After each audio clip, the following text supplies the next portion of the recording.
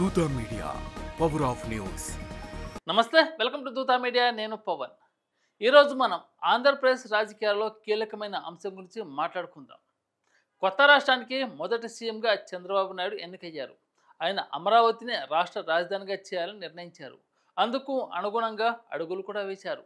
భారీ ఎత్తున భూములను సమీకరించారు. కానీ తర్వాత జరిగిన ఎన్నికల్లో ఎవ్వరూ ఊహించని విధంగా చంద్రబాబు నాయుడు ఓటమి పాలయ్యారు. ఆ ఎన్నికల్లో వైసీపీ అధినేత జగన్మోహన్ రెడ్డి విజయకేతనం ఎగురవేశారు. ఆయన ఆధ్వర్యంలో రాజధాని పూర్తవుతుందని భావించిన అమరావతి రైతులకు జగన్ మూడు రాజధానుల పేరిట ఝలకిచ్చారు. విశాఖపట్నం, అమరావతి, కర్నూలుని మూడు రాజధానులుగా చేయాలని నిర్ణయించుకున్నారు. అయితే ఒక రాష్ట్రానికి ఇన్ని రాజధానులు ఉండాలి, రాజధాని నిర్మాణానికి ఏ సౌకర్యాలు కావాలి, రాజధాని స్థానాన్ని ఎలా నిర్ణయిస్తారు, మూడు రాజధానులు లేదా ఒకే రాజధాని ఉండటం వలన లాభాలేంటి, నష్టాలేంటి అనే కోణంలో వివరంగా సమగ్రంగా తెలుసుకునే ప్రయత్నం ఇప్పుడు చేద్దాం. ఒక రాష్ట్రానికి ఎన్ని రాజధానులు ఉండాలన్నది ఆ రాష్ట్ర భౌలిక, రాజకీయ, ఆర్థిక, సామాజిక పరిస్థితులపై ఆధారపడి ఉంటుంది. సాధారణంగా ఒకే రాజధాని ఉండటం ప్రపంచవ్యాప్తంగా సర్వసాధారణం, ఎందుకంటే ఇది పరిపాలన సమన్వయాన్ని సులభతరం చేస్తుంది. అయితే కొన్ని దేశాలు లేదా రాష్ట్రాలు బహుళ రాజధానులను ఎంచుకుంటాయి, ఎందుకంటే ఇది వికేంద్రీకరణ, ప్రాంతీయ సమతుల్యత, భౌగోళిక వైవిధ్యాన్ని ప్రోత్సహిస్తుంది. ఇక ఆంధ్రప్రదేశ్లో జగన్ మూడు రాజధానులలో విశాఖపట్నం ఎగ్జిక్యూటివ్, అమరావతి శాసన, కర్నూలు న్యాయ విధానాన్ని ప్రతిపాదించారు. రాజధాని నగరం ఒక రాష్ట్రం లేదా దేశం యొక్క పరిపాలన, రాజకీయ, ఆర్థిక కేంద్రంగా ఉంటుంది. అయితే దీనికి కావాల్సిన సౌకర్యాలు ఏంటో చూద్దాం. పరిపాలనా భవనాలు, శాసనసభ, సచివాలయం, ముఖ్యమంత్రి కార్యాలయం, హైకోర్టు మరియు ఇతర ప్రభుత్వ కార్యాలయాల కోసం భవనాలు కావాలి. రవాణా సౌకర్యాలు, విమానాశ్రయం, రైల్వే స్టేషన్లు, రోడ్లు, మెట్రో లేదా బస్సు సౌకర్యాలతో మంచి కనెక్టివిటీ ఉండాలి. సాంకేతిక సౌకర్యాలు, డిజిటల్ గవర్నెన్స్ కోసం high speed internet, smart city సౌకర్యాలు కావాలి. విద్య, ఆరోగ్యం, అంతర్జాతీయ స్థాయి విద్యా సంస్థలు, ఆసుపత్రులు, పరిశోధన కేంద్రాలు కావాలి. జనాభా సామర్థ్యం, పెరుగుతున్న జనాభాకు అనుకూలంగా గృహ నిర్మాణం, నీటి సరఫరా, విద్యుత్ సౌకర్యాలు కావాలి. సాంస్కృతిక, చారిత్రక ప్రాముఖ్యత, రాజధాని రాష్ట్ర సంస్కృతిని ప్రతిబింబించాలి. ఉదాహరణకు అమరావతికి ఒక చరిత్ర ఉంది, దాని చారిత్రక సాంస్కృతిక విలువల ద్వారా రాజధానిగా ఎంపికైంది. భద్రత, సైనిక, పోలీసులు సౌకర్యాలు ఉండాలి. ఈ సౌకర్యాలు రాజధానిని పరిపాలనా కేంద్రంగా మాత్రమే కాకుండా ఆర్థిక, సామాజిక కేంద్రంగా కూడా స్థిరపరుస్తాయి. రాజధాని కోసం ప్రదేశాన్ని ఎలా ఎంపిక చేస్తారో ఇప్పుడు చూద్దాం. రాజధాని స్థానాన్ని నిర్ణయించడానికి ఈ కింది అంశాలు పరిగణలోకి తీసుకుంటారు. భౌగోళిక స్థానం, రాష్ట్రంలోని అన్ని ప్రాంతాల నుంచి సులభంగా రాజధానిని చేరుకునేలా ఉండాలి. ఉదాహరణకు అమరావతి ఆంధ్రప్రదేశ్లో కేంద్ర స్థానంలో ఉంది, కాబట్టి అన్ని ప్రాంతాల వారికి రాకపోకలకు అనువుగా ఉంటుంది. ఆర్థిక సామర్థ్యం, పరిశ్రమలు, వ్యాపార కేంద్రాల స్థాపనకు అనుకూలంగా ఉండాలి. విశాఖపట్నం దాని పారిశ్రామిక, వాణిజ్య సామర్థ్యం కారణంగా ఎగ్జిక్యూటివ్ రాజధానిగా ప్రతిపాదించబడింది. ఆ తర్వాత చారిత్రక, సాంస్కృతిక ప్రాముఖ్యత, కర్నూలు చారిత్రక ప్రాధాన్యత కలిగి ఉంది, అందుకే న్యాయ రాజధానిగా ప్రతిపాదించబడింది. భద్రత మరియు స్థిరత్వం, సైనిక లేదా భౌగోళిక దృష్ట్యా సురక్షితమైన ప్రాంతంగా ఉండాలి. ఉదాహరణకు నైజీరియా తన రాజధానిని లాగోస్ నుంచి అబుజాకు మార్చింది, ఎందుకంటే అబుజా మరింత సెంటర్ పాయింట్లో ఉంది, సురక్షితంగా ఉంది. ప్రజాభిప్రాయం, రాజకీయ ఒప్పందాలు. ఆ తర్వాత ప్రజాభిప్రాయం, రాజకీయ ఒప్పందాలు, రాజధాని ఎంపికలో రాజకీయ పక్షాలు, ప్రజల అభిప్రాయాలు కీలక పాత్ర పోషిస్తాయి. ఆంధ్రప్రదేశ్లో 1937లో శ్రీబాగ్ ఒప్పందం వికేంద్రీకరణకు ఆలోచనను ముందుకు తెచ్చింది. భవిష్యత్తు అవసరాలు, జనాభా వృద్ధి, పట్టణీకరణ, ఆర్థిక అభివృద్ధిని దృష్టిలో ఉంచుకొని రాజధాని స్థానాన్ని ఎంచుకుంటారు. ఆంధ్రప్రదేశ్కు మూడు రాజధానుల వల్ల లాభ నష్టాలు ఇప్పుడు చూద్దాం. ముందుగా లాభాలు.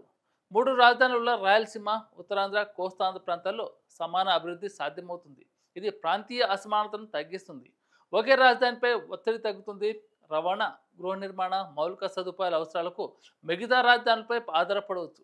కర్నూలు, విశాఖపట్నం వంటి నగరాలు రాజధాని హోదాలో ఆర్థిక, సామాజిక కేంద్రాలుగా అభివృద్ధి చెందుతాయి. విశాఖపట్నం వంటి అభివృద్ధి చెందిన నగరాలు ఎగ్జిక్యూటివ్ రాజధానిగా ఉంటే పెట్టుబడులు ఆకర్షించడం సులభమవుతుంది. మూడు రాజధానుల వల్ల కలిగే నష్టాలు ఇప్పుడు చూద్దాం. మూడు రాజధానుల నిర్మాణం మౌలిక సదుపాయాల ఏర్పాటు కోసం భారీ ఆర్థిక భారం పడుతుంది. ఉదాహరణకు అమరావతి నిర్మాణానికి 54,300 కోట్లు ఖర్చు అయ్యాయని అంచనా. శాసన, న్యాయ, ఎగ్జిక్యూటివ్ కార్యాలయాలు వేరే నగరాల్లో ఉంటే సమన్వయం కష్టతరం కావచ్చు. మంత్రులు, అధికారులు ఒక నగరం నుంచి మరో నగరానికి ప్రయాణించాల్సి ఉంటుంది. రాజధాని స్థానంపై స్పష్టత లేకపోవడం వల్ల పెట్టుబడిదారులు వెనక్కి తగ్గే అవకాశం ఉంది. అమరావతి కోసం భూములు ఇచ్చిన రైతులు 3 రాజధానుల విధానం వల్ల నష్టపోయే అవకాశం ఉంది. ఎందుకంటే వారి భూముల విలువ తగ్గుతుంది. ఒకే రాజధాని ఉండటం వల్ల లాభ నష్టాలు ఇప్పుడు చూద్దాం. ముందుగా లాభాలు. శాసన, న్యాయ, ఎగ్జిక్యూటివ్ కార్యాలయాలు ఒకే చోట ఉంటే పరిపాలన సమర్థవంతంగా, వేగంగా జరుగుతుంది. ఒకే నగరంలో మౌలిక సదుపాయాలు నిర్మించడం వల్ల ఖర్చు తక్కువగా ఉంటుంది. అమరావతి నిర్మాణానికి 54,300 కోట్లు అంచనా వేయగా 3 రాజధానులకు దీనికంటే ఎక్కువ ఖర్చు అవుతుంది. ఒకే రాజధాని ఒక బలమైన ఆర్థిక కేంద్రంగా మారి జాతీయ, అంతర్జాతీయ పెట్టుబడులను ఆకర్షిస్తుంది. ఉదాహరణకు ఢిల్లీ, బెంగళూరు వంటి నగరాలు ఒకే రాజధానిగా ఆర్థిక కేంద్రాలుగా ఉన్నాయి. ఒకే రాజధాని స్థానంపై స్పష్టత ఉంటే రాజకీయ వివాదాలు, ప్రజలలో గందరగోళం తగ్గుతాయి. ఇప్పుడు ఒకే రాజధాని వల్ల కలిగే నష్టాలు చూద్దాం. ఒకే రాజధాని వల్ల ఆ నగరం చుట్టూ ఉన్న ప్రాంతాలు మాత్రమే అభివృద్ధి చెందుతాయి. ఇతర ప్రాంతాలు వెనుకబడే అవకాశం ఉంది. జనాభా, రవాణా, మౌలిక సదుపాయాలపై ఒకే నగరంలో ఒత్తిడి పెరుగుతుంది. ఉదాహరణకు హైదరాబాద్లో ట్రాఫిక్, గృహ సమస్యలు ఇప్పటికే సవాలుగా ఉన్నాయి. ఉద్యోగ, వ్యాపార అవకాశాలు ఒకే నగరంలో కేంద్రీకృతం అవడం వల్ల ఇతర ప్రాంతాలు వెనుకబడతాయి. బహుళ రాజధానుల విషయంలో అంతర్జాతీయ ఉదాహరణలు చూస్తే దక్షిణాఫ్రికాలో 3 రాజధానులు ఉన్నాయి. ప్రిటోరియా అంటే ఎగ్జిక్యూటివ్, కేప్ టౌన్ శాసన, అలాగే బ్లూమ్ఫాంటైన్ న్యాయ రాజధానులుగా ఉన్నాయి. ఇవి వికేంద్రీకరణ, ప్రాంతీయ సమతుల్యత కోసం ఏర్పాటు చేశారు. అలాగే బొలివియా దేశంలో 3 రాజధానులు ఉన్నాయి. లాఫాజ్ ఎగ్జిక్యూటివ్, సుక్రే న్యాయ, లాపాజ్ ఆర్థిక, రాజకీయ కేంద్రంగా ఉండగా సుక్రే చారిత్రక రాజధానిగా కొనసాగుతుంది. నెదర్లాండ్లో ఆమ్స్టర్డామ్ రాజ్యాంగ రాజధాని, ది హేగ్ ప్రభుత్వ న్యాయ కేంద్రం. ఈ విధానం చారిత్రక, రాజకీయ కారణాల వల్ల ఏర్పడింది. శ్రీలంకలో శ్రీ జయవర్ధనపుర కొట్టే శాసన రాజధాని, కొలంబో వాణిజ్య రాజధాని. ఇది పట్టణ ఒత్తిడిని తగ్గించడానికి ఉపయోగపడుతుంది. ఎక్కడో ఎందుకు మన భారతదేశంలోనే బహుళ రాజధానులు ఉన్నాయి. ఉత్తరప్రదేశ్లో లక్నో శాసన, ఎగ్జిక్యూటివ్ రాజధానిగా, ప్రయాగ్రాజ్ న్యాయ రాజధానిగా ఉన్నాయి. ఈ విధానం చారిత్రక కారణాల వల్ల ఏర్పడింది. మహారాష్ట్రలో ముంబై ఎగ్జిక్యూటివ్ శాసన రాజధానిగా ఉంది. నాగపూర్ శీతాకాల సమావేశాల కోసం 2వ రాజధానిగా పరిగణించబడుతుంది. హిమాచల్ ప్రదేశ్లో సిమ్లా ప్రధాన రాజధానిగా ఉండగా ధర్మశాల శీతాకాల సమావేశాల కోసం ఏర్పాటు చేయబడింది. ఈ ఉదాహరణలు చూస్తే బహుళ రాజధానులు ప్రాంతీయ అభివృద్ధి, రాజకీయ సమతుల్యత కోసం ఉపయోగపడతాయి. కానీ అవి పరిపాలనా ఖర్చులను, సమన్వయ సమస్యలను కూడా తెచ్చిపెడతాయి. అయితే బహుళ రాజధానుల విషయం ఆంధ్రప్రదేశ్లో సందర్భంలో విశ్లేషిస్తే చంద్రబాబు వాదన ఒకే రాజధాని, అది అమరావతి. అమరావతి రాష్ట్రంలో కేంద్ర స్థానం ఉంది. చారిత్రక, సాంస్కృతిక ప్రాముఖ్యత కలిగి ఉంది. ఒకే రాజధాని వల్ల పరిపాలన సామర్థ్యం, పెట్టుబడుల ఆకర్షణ పెరుగుతుంది. రాష్ట్ర ఆర్థిక భారం తగ్గుతుందని చంద్రబాబు వాదిస్తున్నారు. అమరావతి కోసం రైతులు భూములు ఇచ్చారు. 3 రాజధానుల విధానం వల్ల వారు నష్టపోతారని ఆందోళన వ్యక్తం చేశారు. ఇక జగన్ వాదన 3 రాజధానులు. విశాఖపట్నం ఆర్థిక కేంద్రంగా, కర్నూలు న్యాయ రాజధానిగా, అమరావతి శాసన రాజధానిగా ఉంటే రాష్ట్రంలోని 3 ప్రధాన ప్రాంతాలు ఉత్తరాంధ్ర, కోస్తాంధ్ర, రాయలసీమ సమానంగా అభివృద్ధి చెందుతాయని జగన్ వాదించారు. ఈ విధానం 1937 శ్రీబాగ్ ఒప్పందంలో ఆలోచనలకు అనుగుణంగా ఉందని, వికేంద్రీకరణ ద్వారా ప్రాంతీయ అసమానతలు తగ్గుతాయని పేర్కొన్నారు.